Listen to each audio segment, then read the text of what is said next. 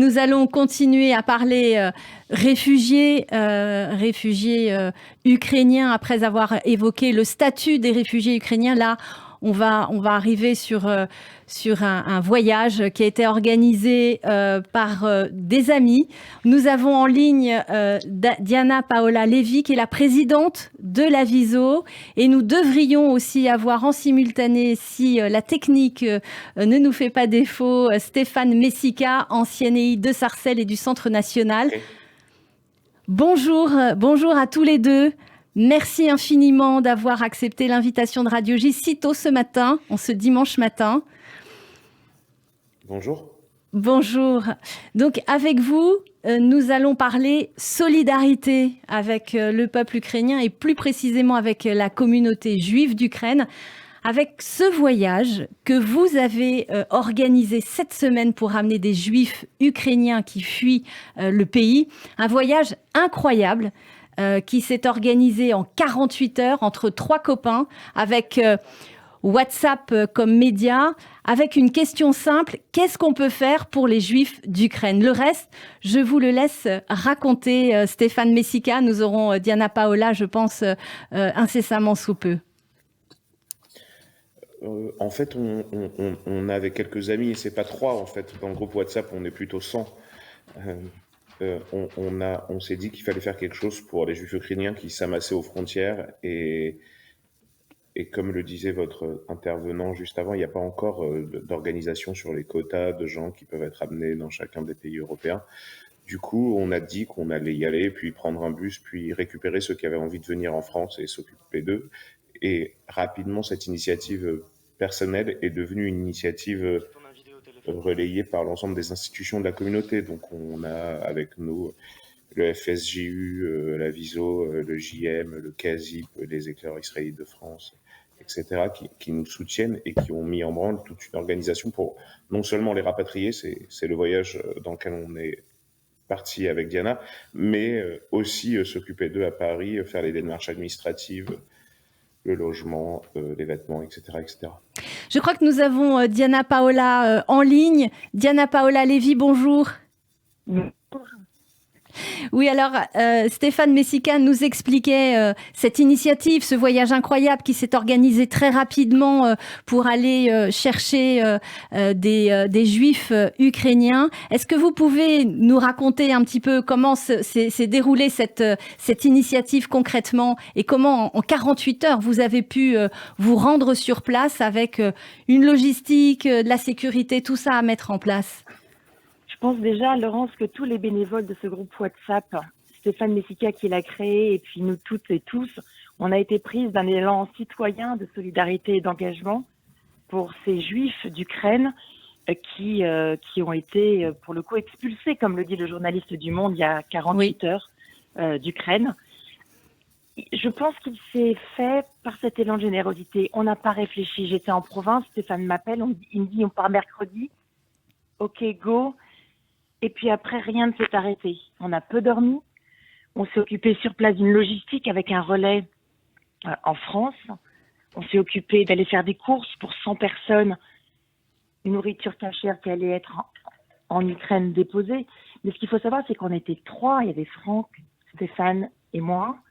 On a été faire des courses, donc on a cherché un supermarché. On a porté les cartons, ça paraît rien, mais pour 100 personnes, imaginez le nombre de ralottes qu'on a dû porter pour ramener sur place.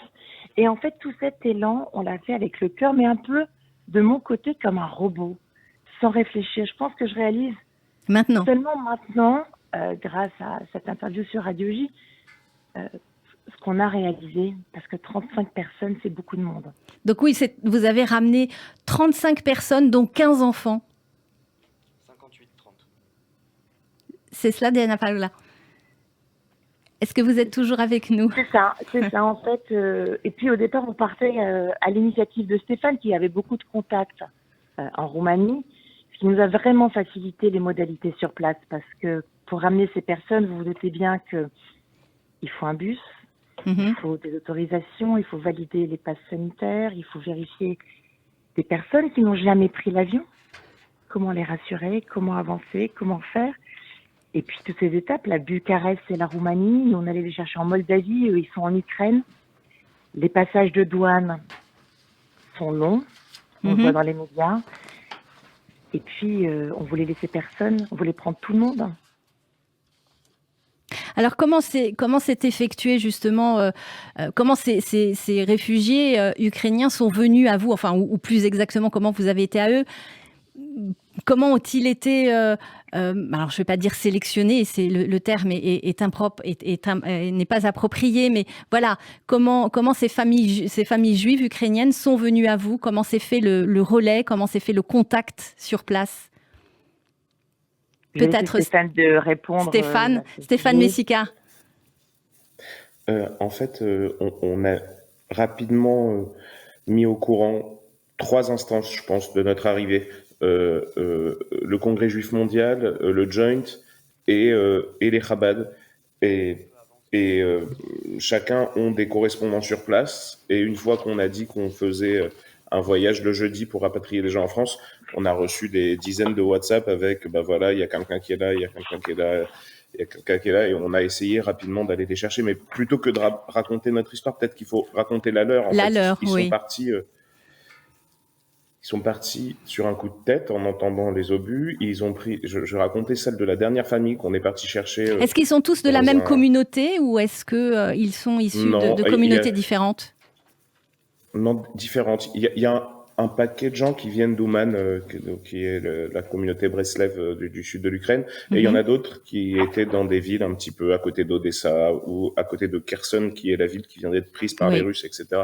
Donc, ils étaient un peu partout. Et cette famille-là qui vient de Kherson s'est retrouvée en Moldavie. On leur avait donné rendez-vous au centre-ville de Chisinau, mais ils n'ont pas réussi à s'y rendre. Donc, on est parti les chercher à côté de la frontière ukrainienne. Ils étaient dans un centre de vacances. Donc, c'était un homme, une femme et sa fille de 16 ans. Et on va les chercher en voiture. Je lui dis, on met les sacs dans le coffre. Il y avait 3 sacs à dos d'écoliers. Puis je lui dis, viens, on va chercher les valises.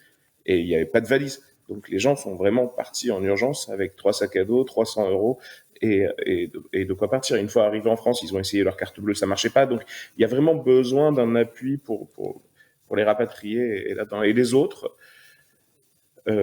sont arrivés à Bucarest en voiture. Et donc, ils m'ont dit, mais qu'est-ce qu'on va faire de la voiture? Où est-ce qu'on va la laisser? On trouve un parking Donc, eux, ils sont venus avec quelques valises en voiture jusqu'à temps qu'ils nous voient. Ils savaient pas qu'on existait parce qu'il faut se mettre à leur place. Ils ont reçu un WhatsApp de personnes de France qui ne connaissent ni d'Ève ni d'Adam, qui leur disent on va venir vous chercher. Donc il a fallu qu'on personnalise tout ça, que Diana les rassure, qu'on parle aux enfants, et tout aux ça, mamans. Et tout ça avec vous ne maîtrisez. Est-ce que vous maîtrisez l'ukrainien, enfin la langue russe ou la langue ukrainienne? Comment s'est fait voilà le contact? Comment vous vous êtes fait comprendre? Oui. Un peu hébreu, un peu anglais. Et puis, dans le dernier bus du retour, on avait pris avec nous un interprète russo-anglophone qui nous a permis de parler avec chacune des familles. Et puis, vous savez, c'est aussi avec le langage des yeux Dania Paola qu'on a réussi à se faire comprendre comme ça. Et puis surtout, comme le dit Stéphane, à les rassurer. À les rassurer parce qu'il y avait des enfants. Et comment leur parler. Et puis, c'était très émouvant en tout cas. Olivier Issambert a une question à vous poser. Bonjour à tous les deux. Au vu de votre récent récit, Stéphane Messica, le terme qui me vient à l'esprit, dites-moi si je vous trahis ou non concernant ces réfugiés, c'est qu'ils avaient l'air hagards, abasourdis. Complètement, ils étaient abasourdis et on a certains yeux qui étaient perdus en nous disant... Et qu'est-ce qu'on va faire? Comment je vais pouvoir acheter une glace à mon fils demain? En fait, c'est pas des gens qui ont fui de manière construite un pays qui les maltraitait. Ils sont partis sous des obus. L'invasion, à cause de l'invasion russe, oui. Faut être clair. Oui, complètement. Donc, ils sont perdus par leur arrivée. Qu'est-ce qu'ils vont faire? Et la plupart se disent qu'ils vont rentrer chez eux. Voilà, c'est ce que j'allais vous demander comme question. Est-ce qu'ils ont, alors pour l'heure, l'envie, l'espoir, voilà, de réintégrer, de revenir en Ukraine, ou est-ce qu'ils pensent que... Tous.